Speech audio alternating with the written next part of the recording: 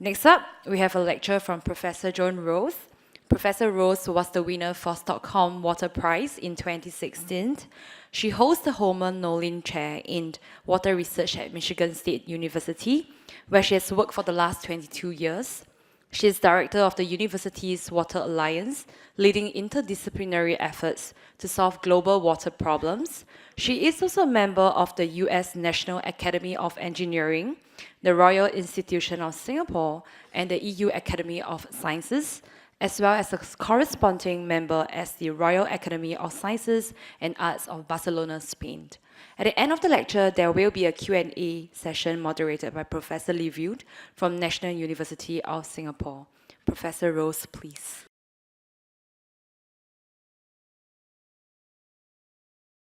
Thanks very much for that introduction, and it's a pleasure to be here. And I had to think about Professor Warner's. He was smiling about Brownian motion, and I didn't actually know there was someone else that smiled about Brownian motion, because microbes in water, when I first started looking at these biological particles in water, they were describing their movement by Brownian motion. So it was very good to see. Well, I'm a public health water microbiologist, but I was trained as an environmental virologist. So what I want to talk to you about is this evolution of environmental virology. I'm going to talk to you about what are viruses briefly, the history of environmental virology, how we monitor viruses in water, and then I'm going to give you some examples of some of the work that we've done around the world. So viruses are amazing, little tiny biological particles, nanoparticles. They're obligate parasites. They don't replicate on their own. They're inert in the environment, and they need a host to replicate.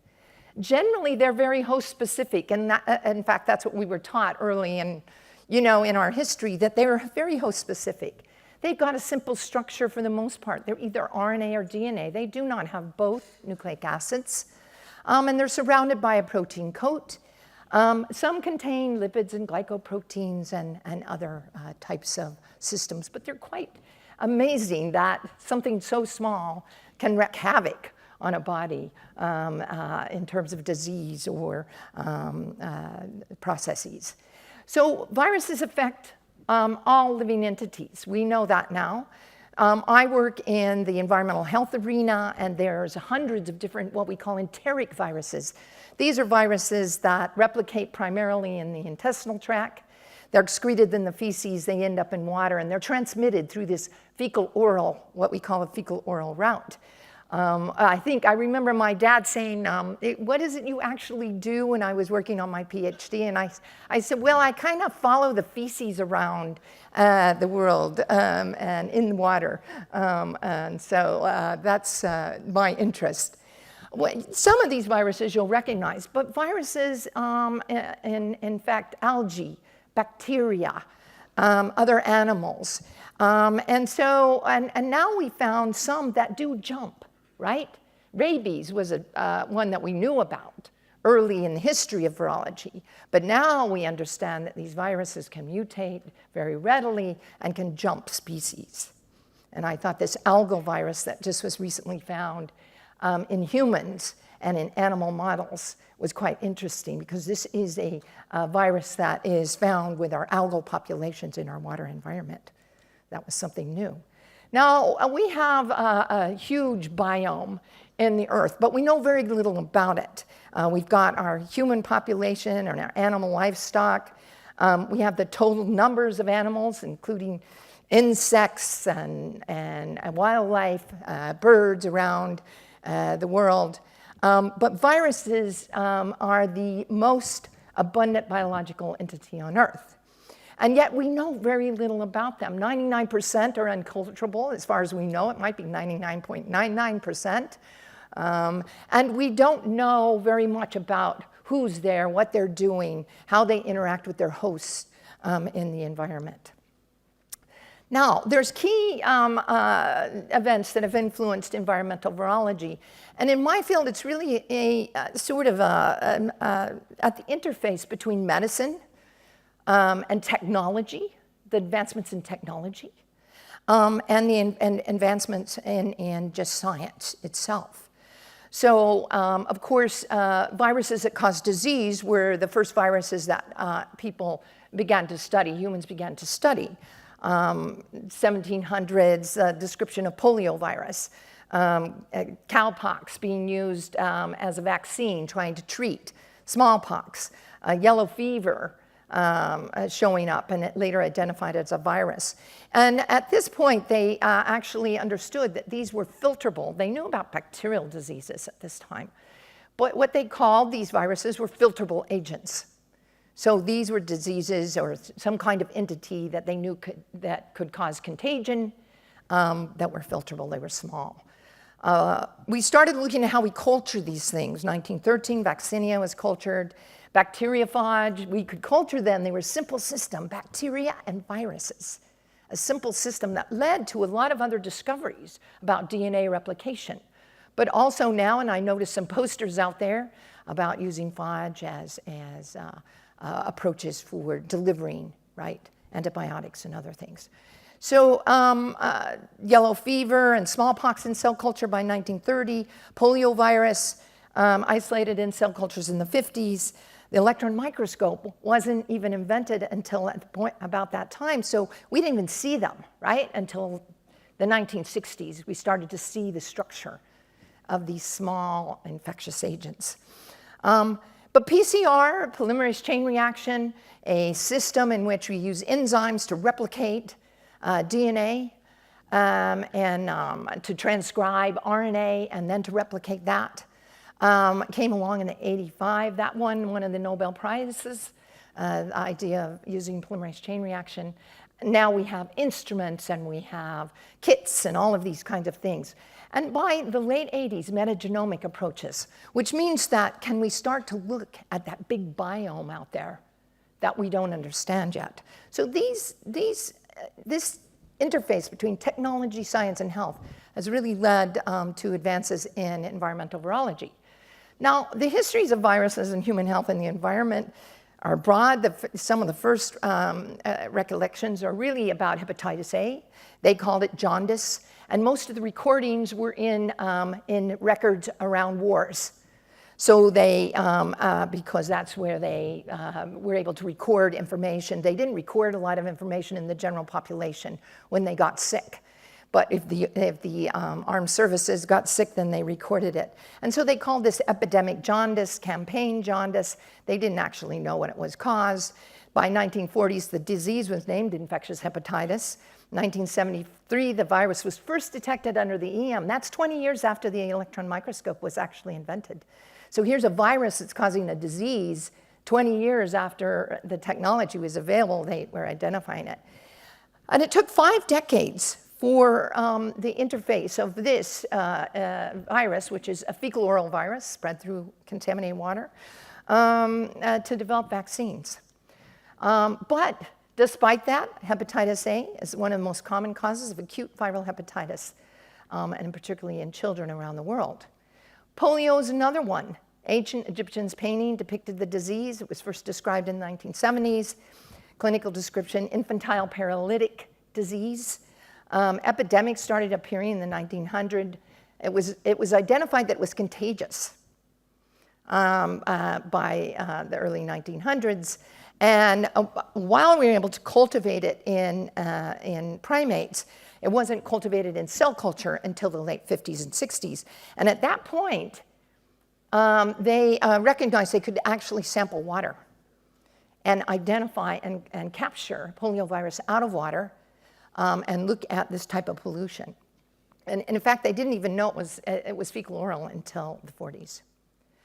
We have a global polio laboratory network now, which uses wastewater and water surveillance to look at disease and distribution of the vaccine. Now, we used to use the live vaccine in the United States. When I first started, I could get a lot of polio virus in my cell culture when I went out and took a sample. We now have the killed vaccine, and so we don't no longer see poliovirus in the United States, but some of the rest of the world still uses the live vaccine, and they are able to survey the appropriate, and they can distinguish the vaccine from the wild type. But what's been happening now is because this is an RNA virus, it likes to mutate, we've got a reversion. And the vaccine strain is starting to cause infections, and they're been able to identify this. So this means that, is there going to be a change globally in terms of vaccines to the killed vaccine? So we've got hundreds of pathogens which are found in excreta and sewage. You want to learn more about that? There's a global group that we've led with UNESCO. And you can find this book at waterpathogens.org. And of course, I'm going to focus on these viruses. They're found in feces, wastewater, associated with many diseases. Now, we used to think, okay, norovirus is diarrhea, but we knew about poliovirus, we knew about hepatitis A. But now we've got a whole range, like Coxsackie viruses, polyomaviruses, others. They cause heart disease, they cause cancers, nervous system disorders, birth defects, and of course there's a mortality associated with some of these. Coxsackies, for example, are a major cause of myocarditis. Now, it's not easy to monitor these little nanoparticles in water, and this started actually in the 50s. They began collecting water samples in polluted areas and trying to find the poliovirus. We now had developed, by the time I started in the 80s, an absorption elution. Virus particles, because of the capsid and everything, have a net negative charge. So we could develop positive charge systems and absorb these viruses and desorb them. It wasn't all that efficient. And the viruses that had different kinds of charges absorbed to this system very differently. So we had different efficiencies. And we would collect anywhere from 10 liters, 50 liters, 100 liters, 1,000 liters if we got to groundwater through these systems.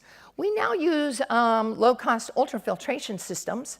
They are size exclusion, which means that a whole range of viruses, as well as other pathogens, can be recovered. And now we have a better recovery of large volumes. We did 60 liters of ballast waters. I'll show you some of those results. 10 liters of raw sewage, maybe up to 40 liters of wastewater, depending on how well it's treated, and so on and so forth. So you were able to concentrate these large volumes of water, and then take viral methods in the laboratory to further concentrate and purify the virus particles before you started other analyses. So we've looked at full-scale water reclamation systems, drinking water systems. In fact, I did my PhD at a full-scale drinking water plant in Mexico at the time that they were trying in the United States to develop the surface water treatment rule under the Safe Drinking Water Act to really advance safe drinking water against parasites and against viruses. Now, how do we detect them? Well, normally we were detecting them indirectly through culture. We had ability to take primary kidney monkey cells, and they were mutated so that they would continuously grow. And then we were able to culture these viruses, but it was such a small percentage of viruses that we could culture. And then how did we identify them? We identified them, by CPE, cytopathic effect. But really, then you had to use serology to try to say what kind of virus was it. And so it was difficult, and it took a long time. In some cases, we had to culture for 3 weeks, 6 weeks, and 12 weeks to identify viruses in water. So when the molecular methods came about, this was a huge boom for environmental virology. We understood some of the genomics of some of the key viruses. You could develop primer sets.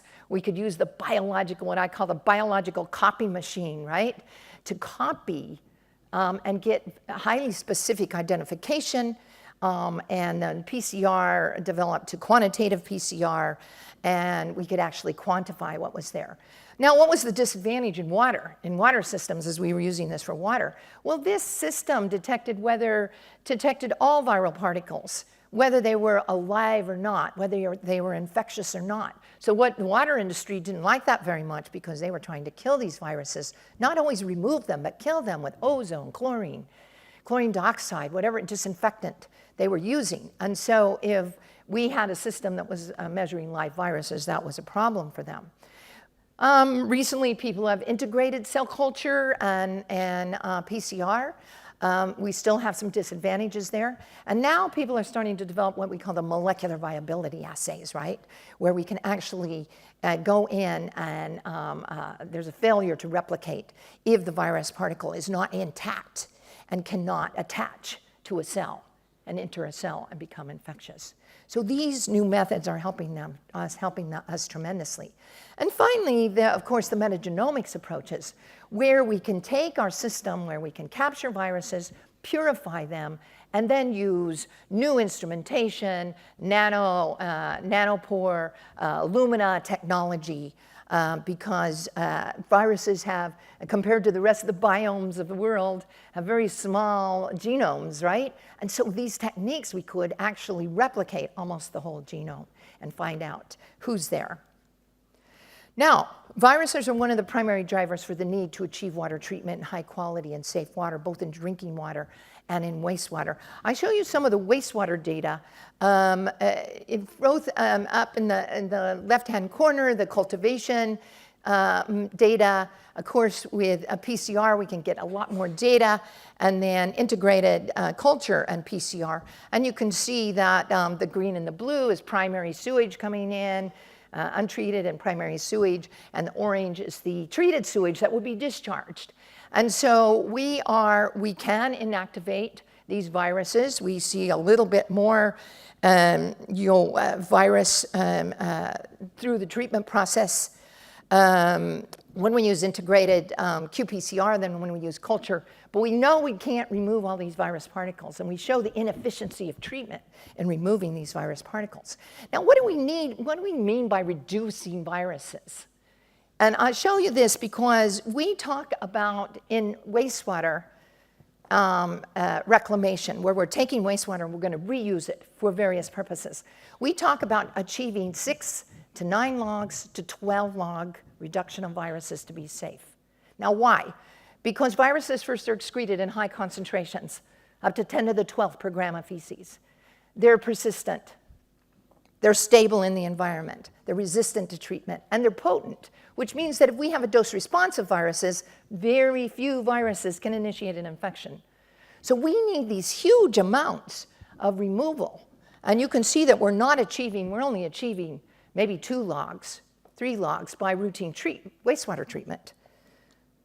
Now, the need for high virus reduction, 12 logs to achieve safely treated water for reuse, has been, and I've been working in that field, which was one of the reasons why I'm here in Singapore and working in Singapore the last 25 years, is really to look at how you look at various treatment technologies and processes to achieve these 12 log removals. And so why do we want water reuse? Well, we've got droughts. The number and duration of droughts has risen 29% from 1998 and to 2017. Droughts caused global economic losses of 124 billion US dollars. And in 2022, more than 2.3 billion people faced water stress. Now, over the 25 years that I've been here, working here, Singapore, and when I first got asked to come to Singapore, I had to look it up. I actually didn't know where Singapore was. I knew it was in Asia. I looked it up on the map, the little red dot. But if you are in the water profession now, everybody knows where Singapore is. So in 25 years, Singapore has become a leader in water management, One Water aspects, and leads the way in looking at water quality and health, taking data, measuring it, and sharing the data. And so for their new water, advanced treatment, we can take wastewater, make it potable, use it for industry, for our communities, and use it very broadly. But we are always struggling with trying to understand these new and emerging viruses, these unknown viruses. So we look at using metagenomics in wastewater. We find that 30% are unclassified. We don't know what 30% of those viruses are. And if we take the bigger picture of the virome that we get, we actually only have 20% that fall into these pies. We know they're viruses, but we can't identify them. So 80% we believe are viruses based on the methodologies and some of the other bioinformatics, but we cannot classify them. Well, we can classify the human viruses that we look at by cultivation. Are 1%, plant viruses in sewage are about 6%, animal viruses are 15%, and bacteriophages are 48%. And in fact, we use the phage as indicators and surrogates in many of our studies. Now, why I thought this was interesting, this emerging waterborne viruses as part of the sewage biome, is that we started to see emergence of some new viruses. And I mentioned the Circoviridae there. It's an animal virus. It's well known in the swine industry for pork, the pork industry, because it causes a very significant diarrhea in young pigs. And in fact, I think it was about 5 years ago, the pork prices around the world went up because there was a major epidemic globally of the circovirus in pigs. They're looking for a vaccine now, and these viruses are also found in birds. Now recently, a new Circoviridae virus, the cyclovirus, was found in humans. It causes central nervous system. It's a fecal oral virus. And the reason the Circoviridae is so interesting, it's the smallest virus we know. It's about 15 nanometers. It's really small. It's a single-stranded DNA virus. We hardly know anything about our ability to disinfect it or remove it. It looks to be quite stable if you look at in the animal virology world. So what do we know about why is this showing up in our, is this truly an animal virus? Has it jumped into humans? And why is it showing up in our sewage biome? And do we have to be thinking about this virus now in our new wastewater plants, where we've evaluated some of these other viruses? And so now that this virus has been identified through metagenomics, PCR primers can be developed. We can use quantitative assessment and look at concentrations and removal by various treatment processes. So quite interesting. One other study that we did here with the National University of Singapore and the port system is we looked at the virome of ballast waters. Now, I don't know how many of you know about ballast waters, but you know, this is the water that's used to manage ships so they don't fall over, right? They're balanced, and they pick up the water in other parts of the ocean, and they bring them back when they offload their cargo. They have to discharge ballast water. Now, ballast water was suspected as bringing cholera over to South America in the 90s, which spread then around those countries. Now, these are just 3 examples of viruses that we found, both in the human population, in the ports, in the ballast waters, and in the harbor waters. One was the human cyclovirus. One was the shrimp infectious virus, which was quite interesting because this virus jumped from freshwater shrimp to marine water shrimp, which was a little bit unusual for a virus to jump those types of species. And a human Pycnoviridae virus. And we were comparing that to Singapore and to Long Beach, which is another big port, to look at how these ballast waters were distributing viral pathogens. Now, you all know about SARS and COVID-19. And I think the rapid response of science, the rapid response of public health, global public health, the rapid response of governments was incredible. Now, the coronaviruses were known since the 40s. There's a big group of them, right? And we knew about SARS-1, which had already caused a small epidemic. But SARS-CoV-2 had some very unique properties, which then spread very quickly around the world. The global pandemic, though, had some other issues, some other, I guess you might call silver linings. This led to the growth of a lab capacity for pathogen monitoring around the world. If we look at how many labs there were, we had the WHO network of labs doing poliovirus in sewage. That was maybe 20 labs, right? And then we had labs that belonged to our health-related international group. But this grew, and universities played a big part in this. Funding that came from the government to universities, to work with communities, to work with the utilities, to work with public health, to grow these labs, and to equip them with the instruments, to train them to do wastewater surveillance. Now, SARS was found to be excreted in feces. You may know that early on. It was reported in China early on. And by the time in 2020, the environmental virology group had been looking at whether our methods for enteric viruses worked for SARS-CoV-2, because SARS-CoV-2 has a lipid and some other things. So could we use the same methodologies to culture, both culture and evaluate concentrations with PCR? And that's how this network was built. On the Global Water Pathogens network, you'll also find the wastewater sphere. This is a database of about 27 published data sets from various countries that had been monitoring SARS-CoV-2 over time, and developed the ability to look at trends in the wastewater. And it's interesting, I remember when I first went to a wastewater plant, and I worked at a wastewater plant before I started my PhD, and maybe that's where I just got my keen interest. I thought it was very cool. So interesting, the signature of a community is showing up in wastewater, in the influent to this facility.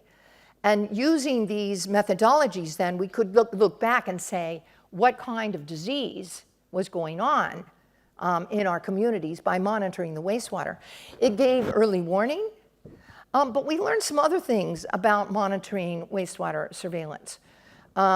Spatially, how many places did we have to monitor? Well, you could monitor the large cities, and then it would reflect what might be happening in the small communities as well around your state in terms of disease transmission. How many times, how often do you have to monitor to know what's going on? Right? It depends on the disease and the disease process. Well, with SARS, 3 days a week provided sufficient resolution so that you could actually correlate the concentrations of the virus with the disease in the community. And you could aggregate the data.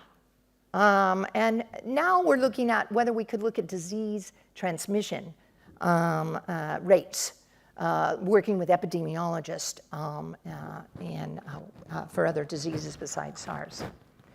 One of the things that was interesting when we looked at the COVID-19 database with Dr. Naughton, who was the primary investigator here, is that monitoring was still primarily in high-income countries. So we have an environmental justice issue in terms of environmental monitoring. So if you didn't have access, there was less monitoring in low-income countries and middle-income countries.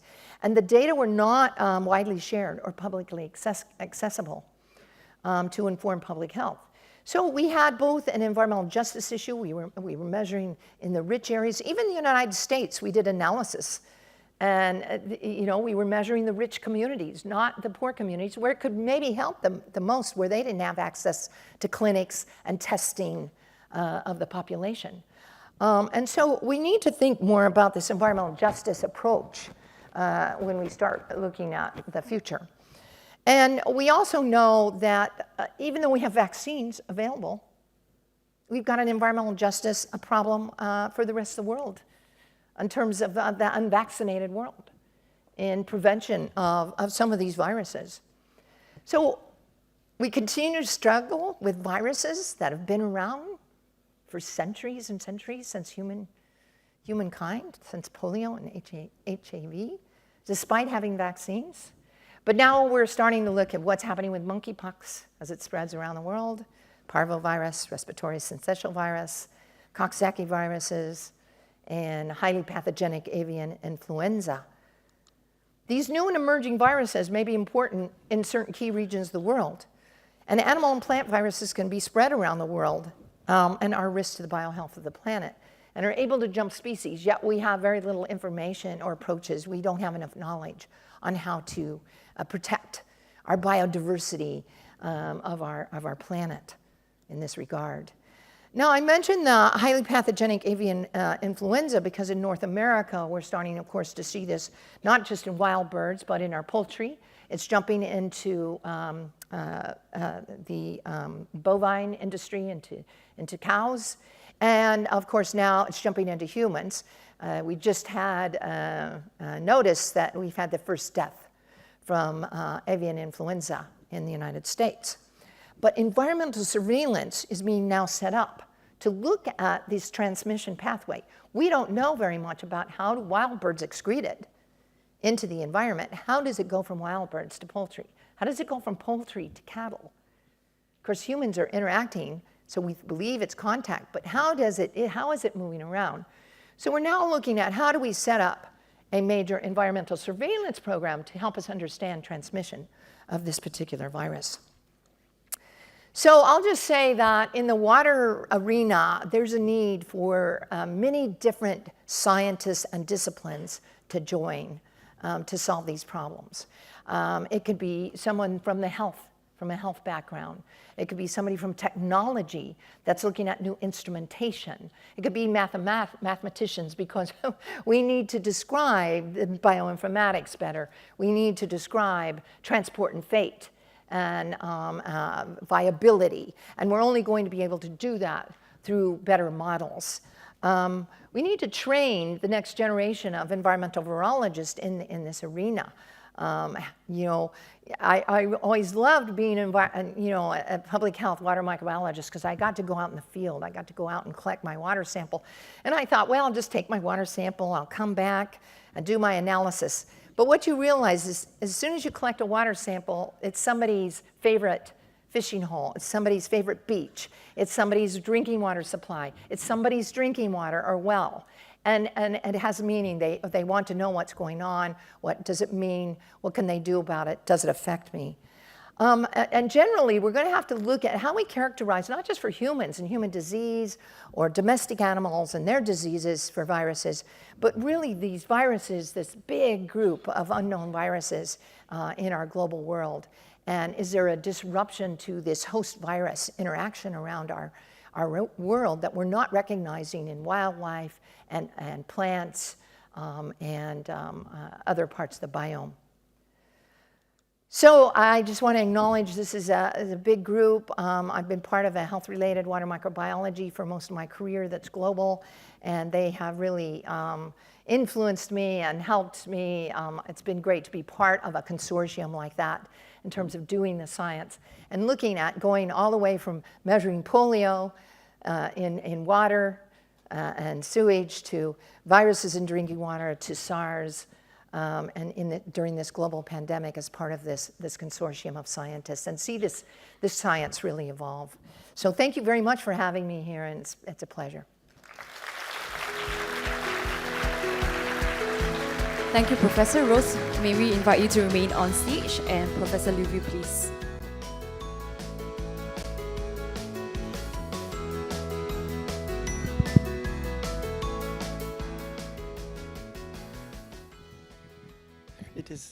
It is our great pleasure to see you here and to listen to your fantastic talk. If it's possible, may I start with a little question?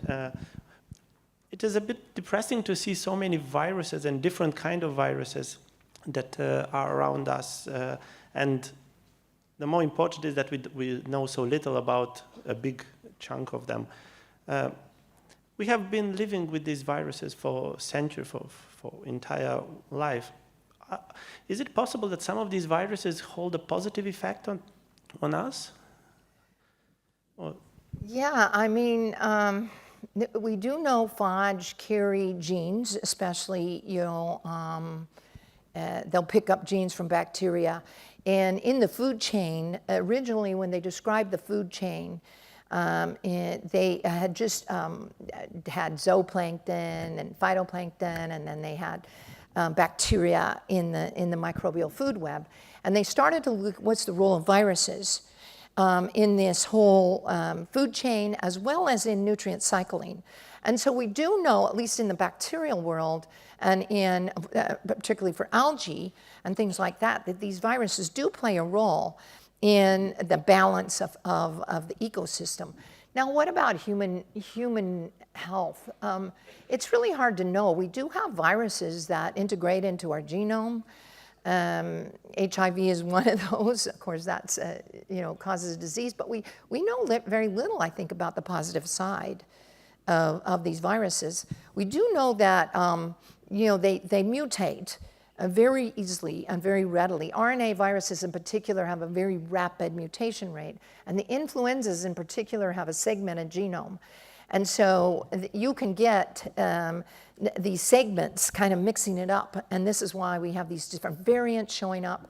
What was interesting about SARS and the technology, and I didn't really show that here, but both in Michigan and globally, we've been able to follow the variants as they popped into the human population. And the initial variants were highly virulent, right? And they caused high mortality. And we saw these new variants showing up, and they became less and less virulent. So as these viruses evolved in a very short amount of time, this RNA, and we were able to follow that, we came to start living with variants with SARS that are living with us, replicating, but are not causing as much harm, and maybe no harm to some of us. So, but then I think also about the changing world. So our population has changed. We have more aged population. We have a more immunocompromised in our population, and we have more susceptibility to outcomes of disease. So there's a lot of these changes, these changes that probably are affecting our relationship with these viruses. Thank you. Are there perhaps any questions from the community? Hello, good morning, Professor. I'm Mark. I'm a clinical microbiologist from the Philippines. So one of my current research interests is on phage therapy, and our current strategy is to isolate and characterize phages from the hospital sewage environment. But with the current progress in whole genome sequencing and synthetic biology, there's also now a movement towards creating designer phages or synthetic phages that carries all of the advantageous characteristics of a lytic bacteriophage that could kill a particular bacterial strain. Mm-hmm. So as an environmental virologist, may I know your thoughts on creating synthetic viruses for particular applications? Because I know viruses evolve much faster than any other microbe. So in your point of view, do you think creating these synthetic viruses would be good in the long run, or it's just creating like another problem in the next couple of years? Well, I think we have the technology and individuals. We are going to take on that science. There's certainly a big discussion ethically, because it's not so much that you're creating a designer phage for good, but the same process can be used for creating a designer phage for evil. And so this is all this ethical issues about designer biology in general, right? And even SARS, it was suggested that was, human designed, right? We don't believe that's the case based on the data in animals and people. But, phage are interesting, and in the environment, we were trying to use prey-predator models to understand how we would manage like an algal bloom if we used phage, or other approaches even in wastewater treatment. Could we use phage to manage, nitrification and things like that? And we still don't have good models and enough data to understand the prey-predator interaction. Might be easier in the human body when you add it. But I do think designer phage and these techniques are going to move forward.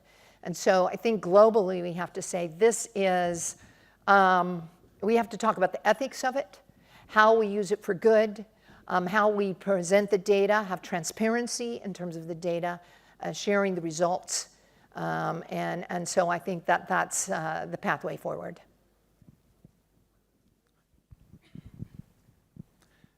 Okay, thank you. Hi, Next Prof. question. Thank you so much for being here and sharing your expertise with us. I'm Taylor. I'm from Colorado originally, but I'm very fortunate to be doing my PhD here at NUS. I have a virology question that is specific to Singapore, which I hope is not too tangential to your talk. But at the beginning of your talk, you mentioned rabies, which I understand has been eradicated in Singapore. And I'm generally curious how something like that is accomplished when your vector, let's say bats, for example, is not bound by country borders and can feasibly cross those borders, interact with other disease populations, and then return.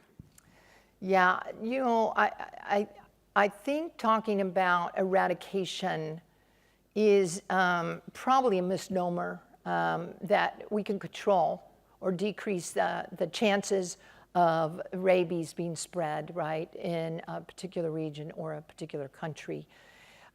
Smallpox is the only virus, and even then, that has been eradicated. And that took so much effort and money. And smallpox is interesting because, first of all, it's slow.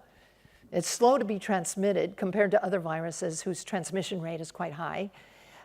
It's very recognizable so that you can get the vaccine out and you can go forward. So I've never seen another virus that they've eradicated.